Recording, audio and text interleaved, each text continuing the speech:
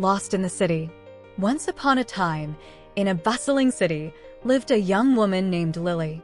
Lily was new to the city, and one day, while exploring the crowded streets, she realized she was lost. She looked around and saw tall buildings, busy markets, and unfamiliar faces. Feeling a bit anxious, Lily decided to ask for directions.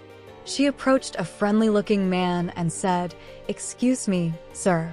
I'm lost. Can you help me find my way?" The man smiled kindly and said, "Of course. Where are you trying to go?" Lily took out a small map from her bag and pointed to a place called Green Park.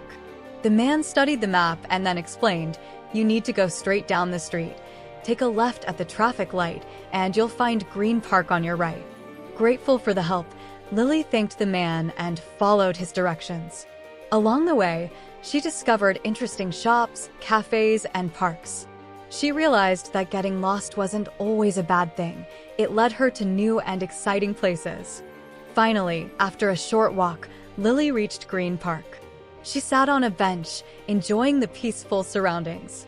As she reflected on her adventure, Lily felt proud of herself for navigating through the city and making it to her destination.